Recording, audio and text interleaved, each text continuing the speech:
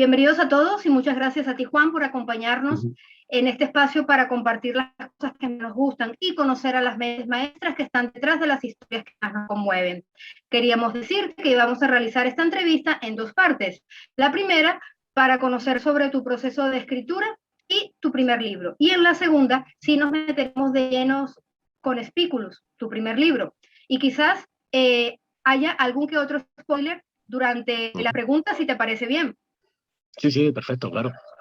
Maravilloso. Entonces, a nuestros seguidores no se preocupen porque les diremos con tiempo dónde pausar la entrevista por si aún no han leído esta increíble historia. Vamos de lleno. Perfecto. Para presentar un poco a nuestro invitado, nuestro invitado de hoy es Juan Tranche, quien ha dedicado su vida profesional al sector editorial, según hemos leído por ahí. Y después de ver la película Gladiador, su vida ha cambiado para siempre. Y no solo porque se ha vuelto fan del tema, sino que ha decidido escribir sobre ello. Espículos, que es esta novela, es su primera novela publicada durante el mes de marzo y recientemente ha sido leída en la sala de autor del Club Literario Atrello, en la cual has estado compartiendo con nosotros cada meta. Bien, vamos a empezar con una primera pregunta, que es un tanto curiosa. En una reciente entrevista nosotros vimos que mencionaste que tu ritual para escribir Espículos es que te gustaba hacerlo de noche, con un poco de música, una taza de café o té, un poco de chocolate, incluso a veces leías cómics para ambientarte, ¿sí? Si hubieras vivido en la antigua Roma, ¿cuál hubiera sido tu ritual de escritura? Bueno, es buenísima pregunta. Bueno, yo creo que el ritual que hubiese seguido seguramente hubiese sido al despertarme, porque, bueno, el romano de bien se te llevaba un tiempo cuando se despertaba, no hablamos del típico plebeyo, sino el patricio, ya que apuntamos alto. El patricio se despertaba y lo primero que hacía, nada más despertarse, era encender su lámpara de aceite y, digamos que un poco pensar sobre todo lo que iba a hacer a lo largo del día. Y luego ya se ponía manos a la obra, ¿no? Entonces yo creo que ese para mí sería en la antigua Roma el momento, por seguir un poco esa tradición, pues quizás ese sería el momento ideal para escribir, ¿no? Que es cuando la mente quizás está un poco más despejada. Así que yo creo que si fuera escritor en la antigua Roma, escribiría al levantarme, con una lamparita de aceite y tranquilamente ahí con mi pluma y mi cálamo, pues estaría ahí escribiendo. Hasta luce bien, hasta se oye bien. Me lo estoy imaginando. Sí, ¿verdad? Juan, es bien conocido que te encanta el tema de los gladiadores, por supuesto. ¿Por qué entre todos los posibles, que están, bueno, Marcos Atilius, Vero, Prisco, Spartacus, ¿por qué elegiste a Spiculus? Bien, pues es una grandísima pregunta. Al final, ¿por qué escojo a Spiculus? Estamos en una sociedad en la que nos gusta medir siempre el éxito. En todo, damos un premio para todo. Tenemos un premio al mejor futbolista, tenemos un premio a los mejores tenistas, a los mejores jugadores de baloncesto, incluso tenemos un premio a los mejores escritores, ¿no? Y a mí me sorprendía que el mundo de los gladiadores, que todo el mundo ha oído hablar de ellos, por ejemplo, sí que hay mucha gente que ha oído hablar de quién fue el mejor áuriga, ¿no? Que fue Publio Clodio, ¿no? Publio Clodio, no, perdón, era parecido, era Clodio, ¿no? Pero bueno, el caso es que todo el mundo ha oído hablar de esta persona, pero nadie había oído hablar del mejor gladiador. Y el mejor gladiador de todos los tiempos es muy difícil porque estamos hablando de 500 años. Si al final nosotros decidiéramos hoy en día hacer una encuesta sobre quién ha sido el mejor futbolista en 100 años, saldrían 5 o 6 nombres. Imagínate en 500 años, ¿verdad? Pues en estos 500 años sí que el gladiador del que sin duda existen más referencias es Spiculus. O sea, tiene, como habéis visto, 3 referencias escritas y tenemos hasta restos arqueológicos de él, ¿no? Por tanto, eso, sin lugar a dudas, ya digamos que lo pone en el listón de, si no el mejor, uno de los mejores, ¿no? Y entonces el hecho también de que fuera el favorito de Nerón, sin duda esto también era un plus y probablemente también le haga pues estar ahí en ese escalafón de probablemente el mejor, si no el mejor, de los mejores, ¿no? Porque de los demás sabemos algunas citas, ha hablado de Prisco y Vero, que sabemos que fueron muy famosos porque cuando se inaugura el Coliseum hicieron un combate maravilloso, y el resto que has comentado igual, son famosos por una referencia. Ninguno tenía tantas referencias como tenía Spiculus, y eso fue lo que me hizo sin dudar a dudas decir, bueno, pues vamos a escribir sobre él. ¿Y alguno de los otros te llamaría la atención como para escribir otra novela de gladiadores con alguno de estos que hemos mencionado? Sin duda, Aquiles y Amazonas. A ver, no lo ha mencionado, pero sí que hay un relieve muy famoso, que es el relieve de Aquiles y Amazonas, que es la prueba más irrefutable de que las mujeres gladiadoras existieron. Y ese relieve, pues yo considero que probablemente debió de ser uno de los combates más increíbles de todos los tiempos, porque no hay ningún duelo de parejas masculinas que tenga un relieve, como el de Aquila y Amazona. Por tanto, probablemente estemos hablando de uno de los mejores combates de la eternidad. Así que el siguiente pues irá sobre ellas, irá sobre estas increíbles gladiadoras. Me parece muy bien porque en la historia ha demostrado que hay mujeres de envergadura, que pasa que muchas han estado por debajo de la mesa, pero si tú las traes a colación, muchísimo mejor. Bien, esta pregunta, quizás muchos de los lectores, como nosotras, independientemente del género, nos hemos preguntado en más de una oportunidad, o por lo menos yo en mi caso, ¿qué ha sido lo más difícil, lo más sencillo y lo más gracioso que te ha pasado en este momento a ti, mejor dicho, que te pasó al escribir Espículos? Bueno, a ver, lo más difícil yo creo que al final es, sinceramente, es tomar la decisión de escribir. Claro. Al final, cuando escribes tu primera novela, pues uno es un mar de dudas, ¿no? Y yo preguntaba a amigos, algunos amigos afortunadamente que tengo que son escritores, y fueron ellos los que me animaron, ¿no? Sin ir más lejos, pues uno de mis mejores amigos, que es Cristian Gálvez, que es un famoso escritor, y Chris fue el que me dijo, es que tú estás tardando en escribir. Entonces, no sé a qué esperas para escribir, porque además él y yo somos unos apasionados de todo lo que tiene que ver con la cultura.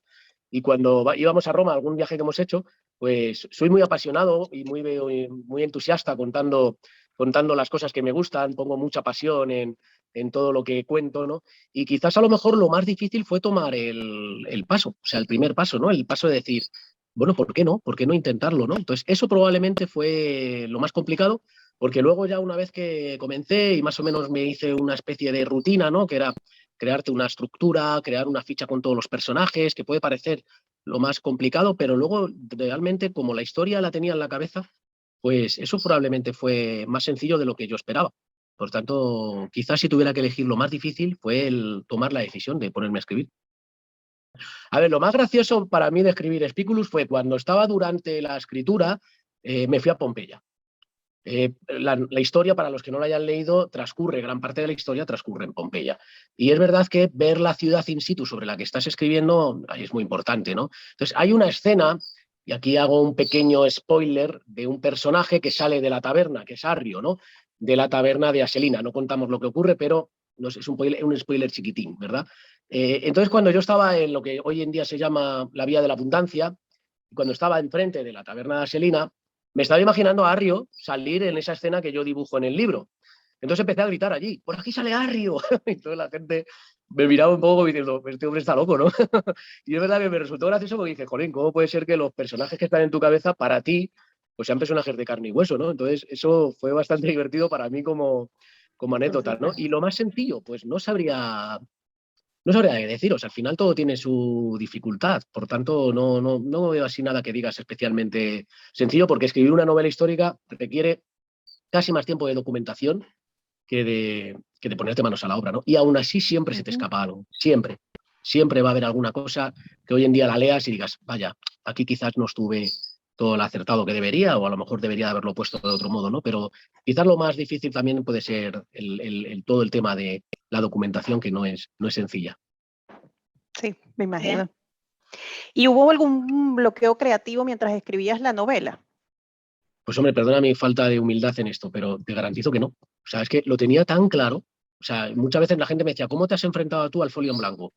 Hoy por hoy no he tenido ese problema. Debe ser que tengo una imaginación tremenda, afortunadamente, pero no he tenido ningún bloqueo. Sí he tenido dudas de hacia dónde tirar, pero no bloqueo. Es verdad que al final es cierto, y esto puede ser bastante friki, yo creo que como Ayelén y todos los que han escrito pues me pueden entender, al final es verdad que los personajes te hablan. Y entonces yo tenía una serie de planes para ciertos personajes, como por ejemplo Ronet, y luego no fui capaz de hacerlo. Por tanto, al final, también ellos un poco parece que no, pero ellos también te hablan y te dicen, yo creo, ¿no? Que por dónde tienes que tirar también, ¿no? Sí. Sé que puede parecer muy friki, pero es así. No, es totalmente así. Bien, Juan, si pudieras viajar en el tiempo y vivir en la antigua Roma, ¿sí? ¿A qué año llegarías? ¿Qué personaje histórico te gustaría ser de los que vos conociste durante tu proceso de investigación y de documentación y por qué? Esta pregunta es difícil, ¿eh? Es difícil Y porque por al final favor es no verdad digas que Nerón. no, Nerón no. Bueno, también es cierto una cosa, ¿eh? Yo estoy convencido que el Nerón real es muy diferente al Nerón que yo he dibujado. Al final tienes que hacer el Nerón que te cuentan las fuentes. Pero yo estoy convencido de que Nerón era muy diferente al Nerón que nos han contado las fuentes. Entre otras cosas porque, aunque es cierto que tuvo una damnatio memoriae, es decir, cuando muere una damnatio memoriae quiere decir que se borra todo vestigio, todo resto de ese emperador, sí que es cierto que fue muy amado por el pueblo. Y no todos los emperadores eran amados por el pueblo, lo podemos ver hoy en día con los políticos. Por tanto, estoy convencido de que Nerón en el fondo no era tan malo. Pero no elegiría a Nerón. Yo creo que además siempre lo he dicho, a mí un personaje que me gusta mucho, que no es real, pero sí está basado en uno real, es Publio Valerio, que es el padre de Lucio, porque me parece que representa, a pesar de, lo puse el otro día en un post, a pesar de ser en la misma medida amado y odiado por los lectores, sí que representa para mí al perfecto patricio. Por tanto, es uno de los personajes que más me han gustado. Y también, fíjate, si tuviera que elegir, también puede ser que eligiera un personaje que sufre muchísimo en la vida real, pero que me parece fantástico y maravilloso, que es Agripina. O sea, que no me importaría ser Agripina. Ok, Conociendo a interesante. pesar de todo el final, ¿no? Exactamente, a pesar de Al todo, al final, final. sí, sí, sí, Es sí, cierto que sí. es lo que he comentado en alguna ocasión, ser mujer en la antigua Roma no era fácil, no era Uf, absolutamente nada fácil. mal, Por tanto, no. una mujer con la personalidad de Agripina, que llegue y diga, aquí estoy yo, y esta soy de esta manera, y voy a hacer todo lo posible porque la voz de una mujer se escuche, pues es para quitarse el sombrero, en una época dominada única y exclusivamente por hombres. Correcto. Sabemos que uno de tus autores favoritos y de muchas personas, incluida Paola y yo, es Ken Follett, que también Sí. hemos leído muchísimo sobre él. Si pudieras tener la oportunidad de escribir con él a cuatro manos, ¿sobre qué tema y qué época escribirías? Sobre la antigua Roma. Además, es una de las grandes curiosidades que tengo. Me encantaría ver la antigua Roma contada por Ken Follett. De hecho, el Sería otro día, genial. fíjate qué mala suerte, porque estuve hace 2 semanas en una localidad de aquí de España que se llama Trujillo, y casualmente estuve un domingo, y el viernes, ese viernes pasado, 2 días antes, estuvo Ken Follett. ¡Qué rabia! ¡Qué rabia no haber podido Sí, coincidir! Luego me he enterado de que Ciertamente. ese fin de semana seguía allí, ¿no? Pero fue una rabia. Pero sí que me encantaría, y lo he dicho siempre, me encantaría. Además, yo lo he dicho, yo me enamoré de la literatura gracias a Ken Follett. Fue el primer libro que decidí leer por voluntad propia, ¿no? No los que nos mandaban en el instituto, en el colegio, sino que yo cogí Los Pilares de la Tierra porque lo quería leer pues por pasión, ¿no? Y claro, para mí me cambió la vida. Por lo tanto, por eso para mí siempre Ken Follett será especial, porque me cambió. Por tanto, siempre lo he dicho, que me encantaría ver las historias que cuenta Ken Follett y el modo en el que trata a los personajes y la humanidad incluso con la que trata a los malos. Me encantaría verlo en la antigua Roma. Por tanto, va a ser siempre una cosilla de ver la antigua Roma contada por Ken Follett. Así que sí, si tuviera que elegir, elegiría escribir con él a 4 manos sobre la antigua Roma. Y si no, y si te dice no, nos vamos a la época medieval. Bueno, también es una época que me apasiona mucho. Me apasiona muchísimo, y esto puede parecer un poquito raro, me apasiona mucho toda la época de la Inquisición. Ujú. Porque también creo que da lugar a muchas injusticias que se cometieron y a una parte de la leyenda negra española que bueno, todavía no es que sea tabú, pero sí que es un tema bueno, que quizás a mí en el futuro, no digo que no, sí que me gustaría a lo mejor pasarme a la Inquisición. Tengo ya alguna idea en la cabeza de alguna historia así que pueda quedar interesante. Muy bien. Bueno, esperemos que nos llegue pronto. Esperemos. Esto una vez que pica, una vez que empiezas, yo creo que ya no puedes parar. No hay vuelta atrás. No, ya una vez que empiezas a escribir, ¿verdad, Yelén? Ya te pica y te llama. Y ya no Y puedes es parar. una necesidad, totalmente, Sí, sí, sí. exactamente. Bien, ya hemos tocado un poquito el tema. Sabemos que estás en el nuevo proyecto, en una entrevista también lo mencionaste, y que vas a traernos algo más inusual que es sobre el combate de las gladiadoras. Uh-huh. ¿Hay algo más que nos puedas contar de qué va, cómo va, qué estás pensando, Sí. cuánto va a Pues mira, salir? tengo la esperanza de que el año que viene. Lo que no sé es fechas, ahora todavía ya hemos empezado a comentarlo, hemos empezado a hablar, hemos tenido las primeras reuniones y tengo la esperanza de que el año que viene pueda salir, ¿no? Sí que puedo contar un poco más, y es verdad que al principio el proyecto que tenía en la cabeza era contar la historia de las gladiadoras, pero luego ya quise ser un poquito más ambicioso y voy a contar un poquito más. Y va a ser más también dedicado a la mujer en la antigua Roma. Por tanto, no solamente tendré como protagonistas a Aquilia y Amazona, obviamente, que son las dos gladiadoras protagonistas, sino que también tendremos a Vivia Sabina como emperatriz. Tendremos también la historia de Thais, que es una prostituta. Y bueno, tendremos también la historia de una lanista que está documentada que existió, que era la dueña de un ludus de gladiadores. Por tanto, no solamente será la historia de Aquilia y Amazona, será la historia de la mujer en la antigua Roma.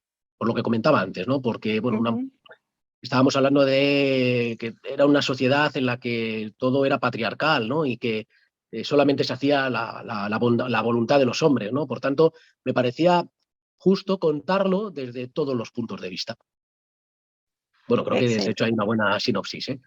Más o menos. Sí, muy buena, realmente. ¿Y has tenido oportunidad de leer a Posteguillo, que también últimamente le está dedicando un poquito a la mujer en la época de Roma? Sí, pues mira, te voy a ser sincero, me he leído todo lo de Posteguillo, salvo las dos de Julia. Julia. Pero por una sencilla razón, porque ya era cuando yo ya estaba con el proceso de Spiculus y no quería que de alguna manera me influenciara. Entonces decidí de momento aparcarle, pero para mí Posteguillo es el maestro. Yo he ido a verle cada vez que he tenido ocasión, a verle a las conferencias, he ido a que me firme los libros, o sea que para mí es el maestro Posteguillo. Está Penfollett y el maestro Posteguillo. Bueno, a mí particularmente fue el que me hizo amar la historia de la antigua Roma porque era una época que no me llamaba la atención y Posteguillo te enamora en esos libros. Y no me importa si tienen 2000 páginas, me lo voy a leer completo. Porque además yo creo de verdad, y no sé, corrígeme si me equivoco, pero yo creo que el día de mañana hablaremos del estilo de Posteguillo con la antigua Roma. Porque creo que lo que ha hecho ha sido crear un género que hoy en día a lo mejor no somos conscientes que estamos viviendo, pero yo creo que ha creado un género en cuanto a la novela histórica contada, o lo que es en este caso la antigua Roma, contada con la maestría que él hace. Por tanto, a mí me parece que el día de mañana hablaremos del género de la novela histórica y del género de lo de la antigua Roma de Posteguillo. Estoy de acuerdo. Bueno, Juan, conversando un poquito con el Juan lector, que siempre somos primero lectores, después autores, ¿sí? ¿Qué elementos considerás que debe tener un libro para que sea recordado, para que a uno lo enganche y le den ganas de seguir leyendo y lo considere un buen libro? Bueno, para mí la cosa principal y fundamental tiene que tener personajes que sean increíblemente creíbles. No hace falta que sean ni fantásticos ni maravillosos, simplemente digo que sean creíbles. Que yo cuando esté leyendo a ese personaje me esté imaginando a ese personaje de verdad, o pueda ponerle cara incluso, o pueda decir, bueno, pues este personaje, jolín, me iría con él de copas, o no, o le odio, ¿no? O no siento nada por él, pero que me haga sentir. Eso, uy, perdón, ¿se ha apagado? ¿Me veis? No, ¿Ahora no me te veis? vemos. No. Ahora sí. ¿Ahora? Ahora sí. No sé por qué, se ha apagado el móvil. Perdonad, ¿eh? Decía que los personajes para mí, lo primero y más importante, tienen que ser creíbles, independientemente de la historia. Y luego lo segundo que a mí me apasiona y con lo que siempre me quedo, pero tanto en la literatura como en el cine, son con los diálogos, con el guión. Es decir, a mí soy un apasionado de estos diálogos que dices, jolín, qué vuelta la ha dado y qué bien lo ha dicho y qué bien tal. Entonces, es otra de las cosas con las que siempre me quedo, ¿no? Me gusta muchísimo que tengan diálogos que me atrapen, que me lleguen, que me remuevan, que me toquen, que me hagan estar arriba como me hagan estar abajo. Es decir, que yo mismo cuando esté sentado leyendo me esté removiendo por dentro. Y eso es lo que quizá le pido a una historia, que me haga sentir. O sea, vivir historias que están en la cabeza de otro, pero creérmelas. Por tanto, para mí eso como lector es lo más importante y que pasen muchas cosas. Creo que serían las tres cosas. No me gusta nada estos libros que metemos páginas por meter, que tenemos a lo mejor 200 páginas en las que decimos, no ha pasado nada, lo respeto, No pasa nada. Exacto. pero a mí no me gusta. Por eso en mis novelas siempre intento que constantemente estén pasando cosas. Porque además las cosas cuando vienen, nunca vienen solas. Cuando nos pasa a nosotros algo, siempre decimos, jolín, las cosas podían venir este mes esto, el mes que viene lo otro. Siempre las cosas vienen acompañadas. Por tanto, a mí me gusta también que las historias pasen muchas cosas. Sí. Coincido con vos que los personajes son el alma de todas las historias. Claro, claro. Y muchas veces la acción no ocurre fuera, sino dentro del personaje, que también es algo plausible. Imagino que habéis leído, no sé si habéis leído, por poneros un ejemplo, La sombra del viento. Sí, claro. pues a mí tanto Daniel, que es el personaje principal, como Fermín Romero de Torres, es que yo me los llevaré toda mi vida conmigo. O sea, para mí son personajes que me llegaron tantísimo que para mí estarán siempre. Arnau Estanyol en La Catedral del Mar, Jack en Los Pilares de la Tierra, o sea, son personajes que pase lo que pase en los años, siempre los recuerdas. Y eso, por lo tanto, es para mí lo que se me queda, ¿no? Sí, Los personajes. sí, totalmente. Muy de acuerdo. Bueno, ahora les avisamos a todas las personas que estén viendo que pasamos a la segunda parte de la entrevista, así que bueno, todos los que no hayan leído el libro pueden detener el video aquí, y los que sí, bueno, sigan viendo, y los que no lo han leído, que lo lean y vuelvan a ver esta parte de la entrevista. ¿Sí? Ok, bien. Merce, Sí. vas vos. Esta voy a leerla con lentitud porque es un poquito larga, incluso la estaba analizando a ver con qué sorpresa nos viene Juan en esta respuesta. Bien, sabemos que el ensamblaje entre los datos reales que fuiste recaudando sobre la época y los personajes, personas que intervienen en tu novela, con los eventos ficcionados es un proceso complejo. ¿Cómo decidiste abordar la infancia de los personajes principales, Lucio y Ronet? Eso por un lado. ¿Cómo decidí afrontarlo? Bueno, yo lo que hago es, lo que yo cogí fue los hechos más importantes de la vida de Nerón, sobre todo si estaban relacionados con el mundo de los gladiadores, más aún, porque a mí, que no tenía experiencia, me resultaba que podía ser más sencillo a la hora de centrarme, ¿no?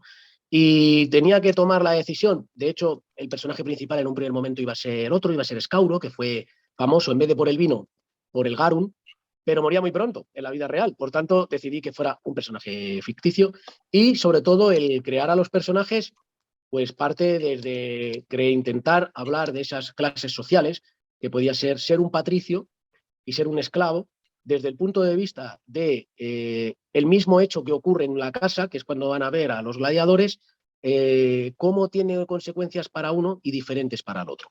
Entonces, eso tenía claro que era el punto de partida para mí de la novela. Luego es verdad que te empiezas a plantear, decir, bueno, quizás a lo mejor tenemos que ahondar un poquito en esa relación previa y demás, pero yo creía que empezaba la acción ahí, desde el punto de vista de un esclavo y un patricio, y cómo a partir de ese momento, de eso que ven, de ese combate que ellos presencian, pues la vida cambia para los dos. Pues quizá parte desde esa relación. Era difícil también porque había que explicar un poco el mundo de los gladiadores y hacerlo de manera que no se haga pesado. Lo intento meter como una conversación infantil con Arrio, un poco para... Porque ahí hay una serie de aspectos técnicos, por así decirlo, del mundo de los gladiadores que creo que eran importantes conocerlos antes de meternos en faena. Quizás a lo mejor esas pueden ser las partes más arduas, porque es verdad que a todos nos gusta, cuando nos ponemos en modo profesor, nos gusta mucho, ¿no? A mí, por ejemplo, Chris me lo decía, Cristian, no, me decía, mata al profesor, ¿eh? No queremos clases de historia, queremos entretenimiento, queremos que nos entretengas, que nos diviertas. Pues bueno, pues fue un poco así, pero la primera parte que yo tenía claro de la creación de los personajes sería desde algo que ocurriera que cambiara su vida para siempre, ¿no? Y creo que ese era el mejor momento. Muy bien.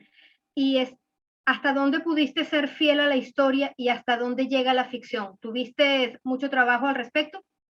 Sí, hay que hacer a veces un poco de cábalas, ¿no? La parte de Nerón, esa está toda documentada. Es decir, la parte de Nerón es completamente fidedigna. Ahora bien, la parte de los chicos no. Pero ¿por qué meterlo en Pompeya? Porque claro, hay un hecho que para mí me parece que era importantísimo contarlo, que son los altercados que ocurren en el anfiteatro de Pompeya. Y esos hechos ocurren de verdad. Esos hechos se puede decir, y siempre se ha dicho, que es la primera batalla de hooligans de la historia, ¿no? Entonces, eso ya hacía que los personajes fueran también un poco, que hayan sufrido, por así decirlo, las consecuencias de algo que pasa de verdad. Entonces eran pequeños puentes que yo iba trazando para que la realidad pareciera, y que hay veces que la gente me dice, joder, que hay veces que no sé qué es real y qué no. Yo, pues me alegra que me digas eso, porque entonces es señal de que lo he conseguido. pero ese era buscar esos puntos entre realidad y ficción, y la parte de ficción, intentar llevarla a la realidad. Pero juego mucho, por ejemplo, algo que también ha sorprendido a gente cuando le digo que eso ocurrió de verdad, son las salidas nocturnas de Nerón. Eso ocurre. Y de hecho, además, hay un poco de censura. Fijaros lo que os digo, porque si nosotros cogemos a Tácito, que es digamos, el que mejor nos cuenta esos episodios, todavía eran muchísimo peores a como yo los cuento. O sea, pero muchísimo peor. En La Naranja Mecánica se queda, vamos, a años luz de lo que hicieron Nerón y bueno, pues todos los canallas de sus amigos, porque no tienen otro nombre, ¿no? Y claro, en el momento en el que lees, por ejemplo, a Tácito dice, se hace acompañar de gladiadores. pues ya lo tengo. A Espículus vais con ellos. Entonces, ahí es un Claro. poco tirar de esos guiños, ¿no? De realidad y ficción.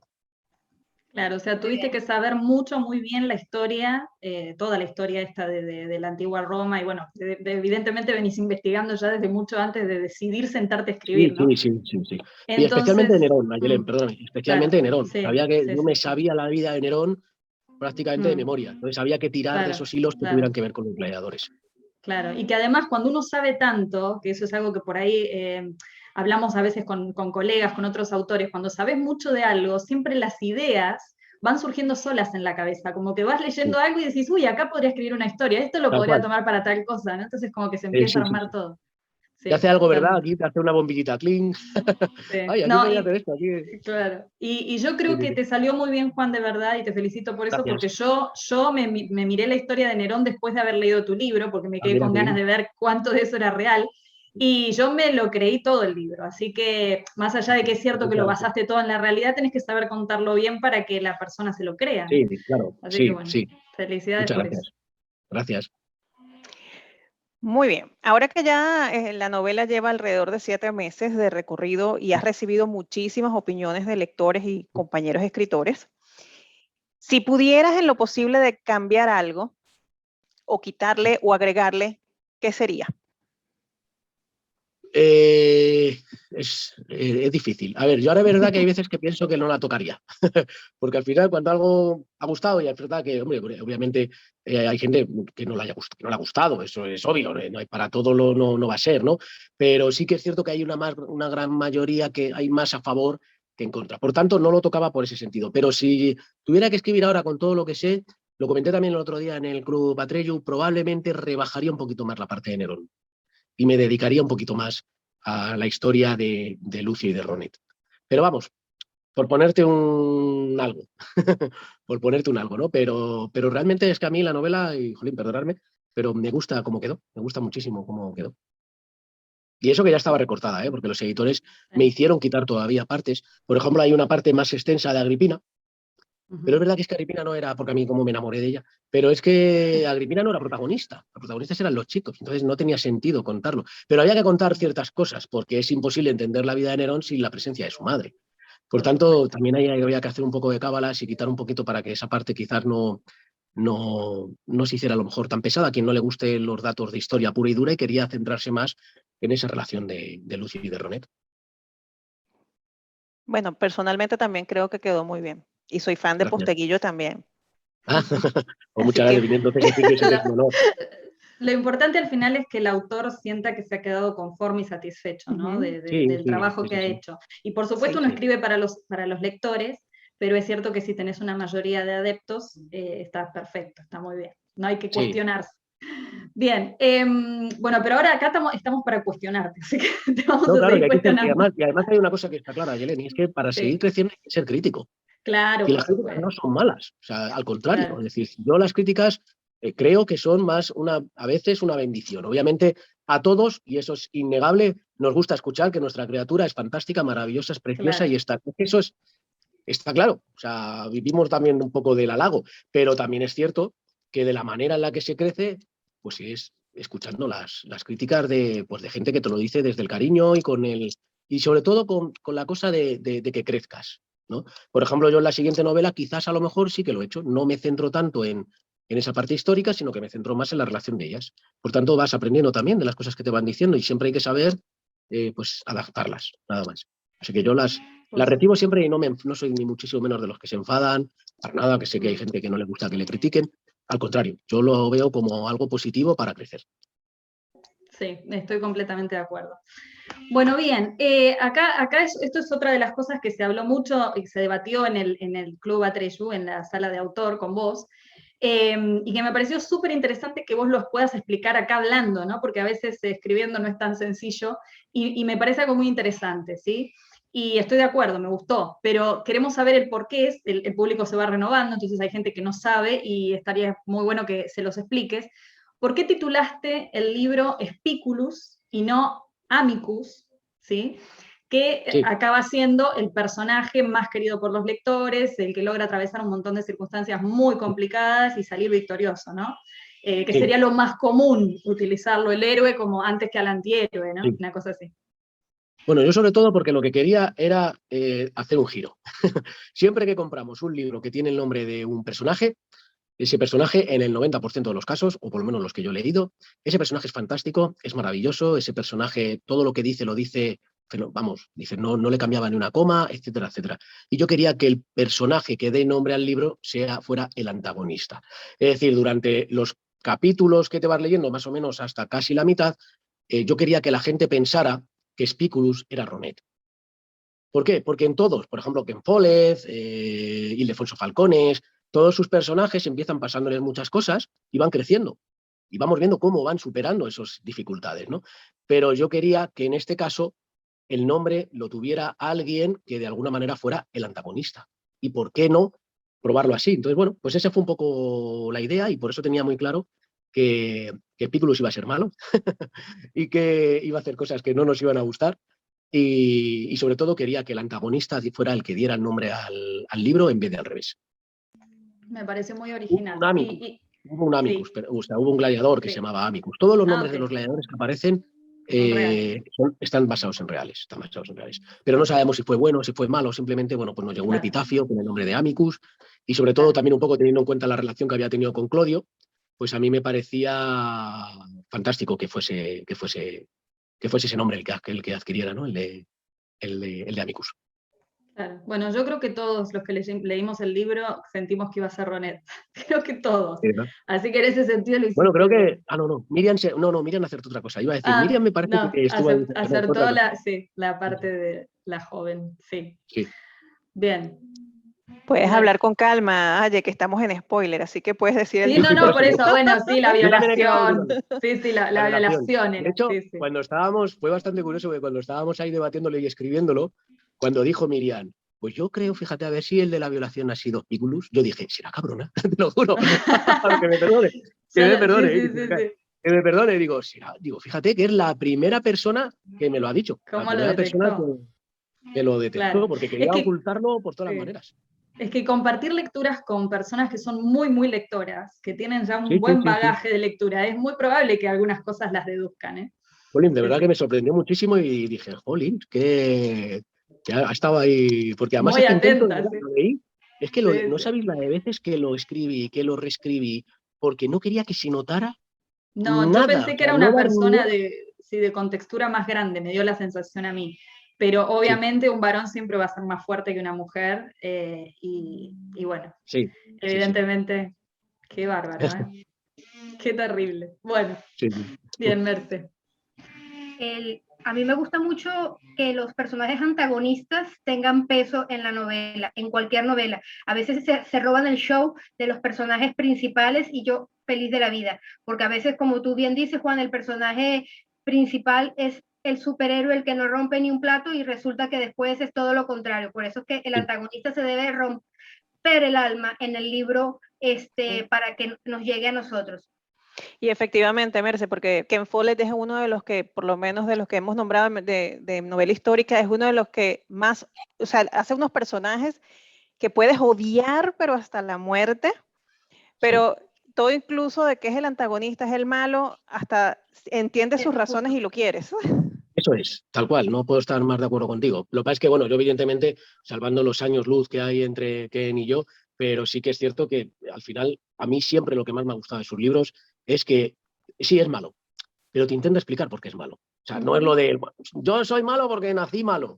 Que eso, pero ¿por qué? O sea, porque entre otras cosas hay una cosa que a mí me cambió mucho la manera de pensar en ese sentido, y es que quitando, por supuesto, Lucio, que haces una violación, o quitando cuando asesinas a alguien, o efectivamente, pero el resto, en ocasiones el malo no sabe que es malo. O sea, el malo, si actúa según sus principios, esto lo leí en uno de los libros cuando me estaba preparando para escribir, decía, el mejor malo es el que no sabe que es malo.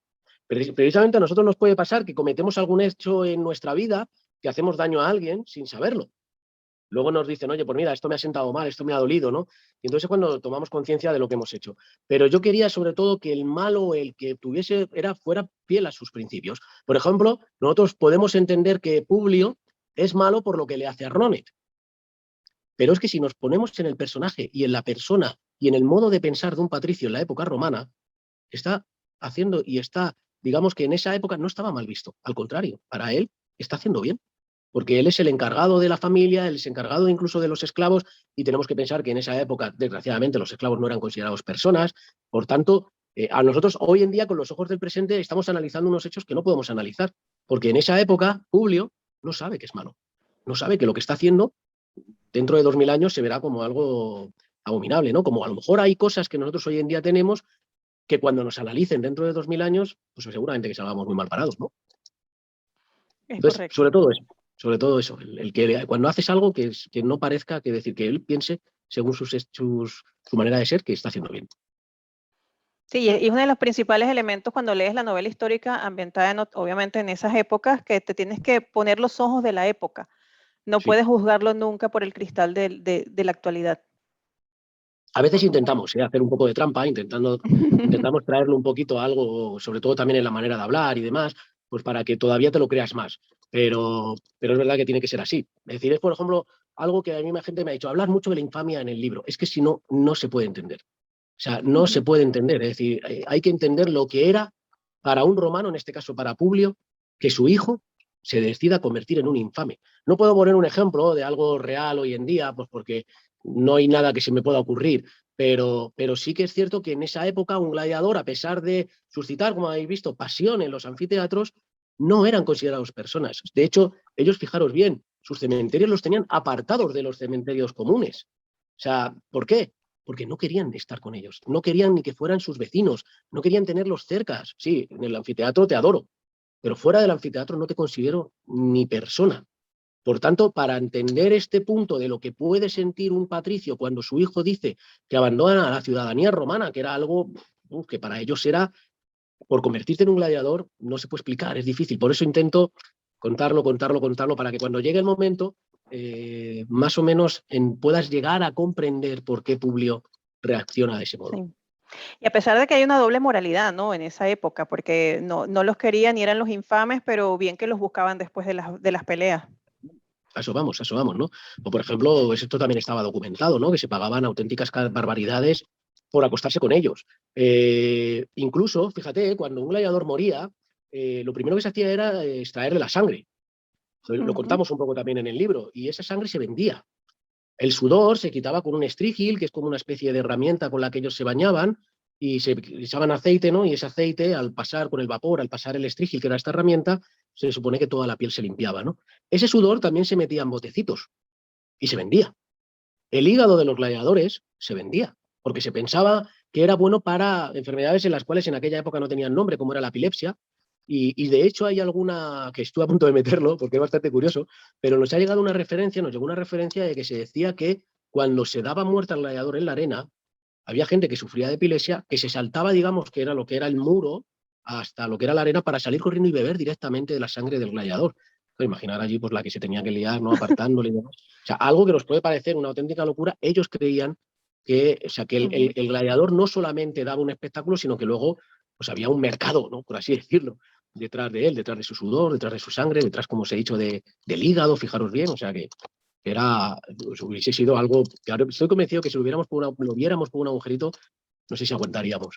No sé si aguantaríamos. Realmente. Lo más seguro. La pregunta que viene, la respondiste de varias maneras en los minutos que estuviste explicándonos toda esta parte tan interesante. Entonces yo voy a reformularla porque sería interesante conocer tu opinión, porque se nota a leguas tu proceso de documentación que fue bastante largo, especialmente por los datos que nos estás contando. Entonces yo te pregunto, así haya autores que no les gusta leer las críticas negativas, tú has, en todos estos meses donde tu libro ha estado viajando a través de los lectores, ¿has recibido alguna crítica negativa con respecto a ese proceso de documentación? Es decir, Sí. que te haya dicho, no, se equivocaron de época aquí, esto no pasó. Sí, bueno, sí que hay hay dos cosas. Uno es la puerta por la que sale Lucio. Al final no recuerdo ahora mismo, pues si creo que era la puerta estaviana, y es verdad que esa puerta es posterior.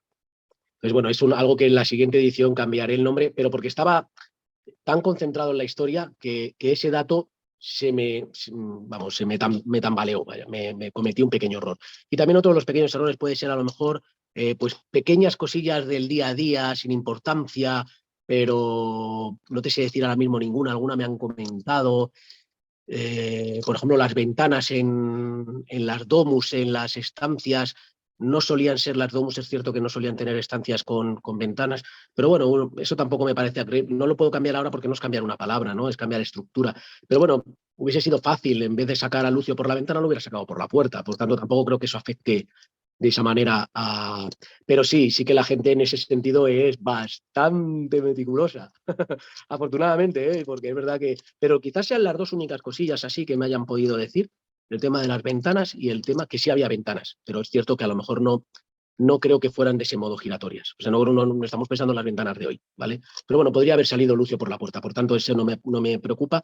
Y el otro, que es el nombre de la puerta, que ese sí que lo cambiaré, porque es cierto que esa puerta me parece que es 200 años posterior. Se llamaba de otro modo, no se llamaba de esa manera. Pero bueno, esos son los dos únicos fallos que he cometido. Yo sobre todo lo que quería era ser increíblemente riguroso con el tema de los gladiadores. Y luego hay partes que es que no están documentadas. Por ejemplo, cuando un gladiador recibía la rudis, como es el caso de Ronet, no sabemos cómo la recibían. No sabemos cómo se hacía. No sabíamos si bajaba el emperador, no sabíamos si se la daba el lanista, si se la daba el dottore. No sabíamos cómo se hacía. Por tanto, yo decidí que también un poco como en ese momento fue justo cuando le lleva la contraria a Nerón, si hubiese sido Nerón el que hubiese bajado, no creo yo que en esas circunstancias hubiera bajado. Por tanto, por eso lo hago un poco también en el Ludus, que se la entreguen un poco allí. Quizá pues por ser un poco lo más fiel posible y que no salga el día de mañana un dato que me pueda echar por tierra el libro. Así que por eso también un poco lo hago en el Ludus. Pero eso, por ejemplo, fíjate, eso no está documentado. Así que ahí también tiene que ser un poco creación literaria, ¿no? del autor. Sí, esas pequeñas licencias que tienes que tomarte. Es que hay veces que tienes que tomar decisiones. Pasa como los pulgares. O sea, ¿cuántas veces hemos oído hablar esto de vida, ¿no? Y esto de muerte? Eso no estamos seguros de que fuera así. Pero hay gente que dice, no, eso de ninguna manera era así. No lo sabemos. O sea, todo esto nos llega por una cita de Juvenal que nos dice con el policeverso, es decir, con el dedo vuelto. Pero ¿el dedo vuelto hacia dónde? ¿Hacia abajo? ¿Hacia el cuello? Es decir, yo como por ejemplo digo, tras leer mucho y ver sobre todo la teoría que a mí me gusta, que es la del doctor Alfonso Mañas, que el dedo seguramente para la yúgula no llevaba precisamente al cuello. Y ellos dijeran, yúgula, no sé si se me ve más o menos, yúgula. Y también es una opinión, creo que tenía que ser un gesto que fuera muy fácil de reconocer. Pensar que estamos en un anfiteatro, están ahora mismo, por ejemplo, imaginar los gladiadores en el fondo, en el centro de la arena, perdón, está el emperador o en este caso el editor que tiene que decidir si es la vida o la muerte. Puede ser que de lejos este gesto sea confuso, teniendo en cuenta que ellos no tenían gafas. Por tanto, este gesto puede ser, ha levantado el dedo para arriba, ha levantado el dedo para abajo. Por tanto, yo creo que debía de ser un gesto muy claro. Y yo me gusta mucho la teoría del doctor Mañas, que es yúgula aquí y el pañuelo, o en este caso los senadores con su toga, que fuera la mite, ¿no? Que se ve muy rápidamente y muy claro que eso era lo que podía salvar o podía tener la diferencia entre la vida y la muerte. Sí. Perdonadme porque yo me enrollo como las persianas, disculparme, que yo me voy de un tema a otro. No, es muy interesante escucharte. Y definitivamente cuando nos inspiramos en la realidad, nos estamos inspirando en la realidad, no es que esté absolutamente basado, y las licencias creativas son absolutamente necesarias para poder crear una obra de este calibre, ¿no? O sea, es imposible si no. Así que bueno, bien.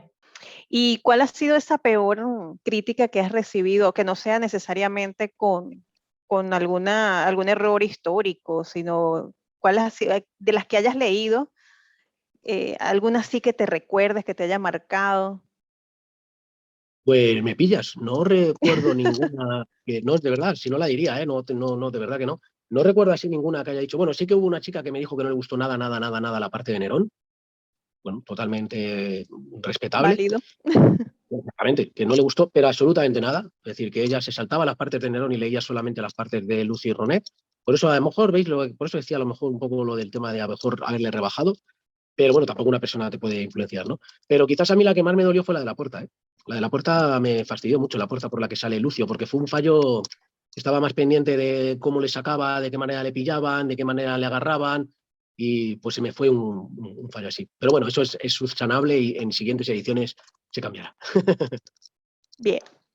Bueno, ya estamos llegando al final de la entrevista y nos gustaría que le dejaras un mensaje a todos los que han leído tu libro, a los que todavía no han tenido la oportunidad de leerlo, pero uno muy especial para los integrantes del Club Atreyu que leyeron tu libro en la sala de autor. Bueno, primero para los que la han leído, pues gracias. Es la palabra que mejor define todo lo que siento, es gracias, porque entre todo el espectro de novelas que hay, entre toda la oferta de libros que hay, que hayáis decidido leer Spículus y que la historia os haya llamado la atención, solamente pues puedo agradecerlo. Muchas gracias por haberme leído, por haber leído la historia de Lucio Ronet y por haberos dejado. Y si he conseguido, que esto siempre lo digo, que cuando veáis cualquier cosa romana os recuerde al libro de Spículus, pues eso será para mí el orgullo más grande que recibiré en mi vida. Para los que no la hayan leído, que se olviden de lo que acabo de decir, por el spoiler, y para los que no la hayan leído, pues que le den una oportunidad, ¿no? Porque yo creo que si os gustan las historias en las cuales se puede aprender un poquito, pero sobre todo pasan muchas cosas y los personajes no nos van a dejar indiferentes, pues yo creo que sobre todo pues pueden pasar unas horas, unos días muy entretenidos, porque de eso se trata. Se trata de cuando se llega del trabajo, cuando se llega de la vida diaria, desconectar y entretenerse. Y eso es el único objetivo, no hay más.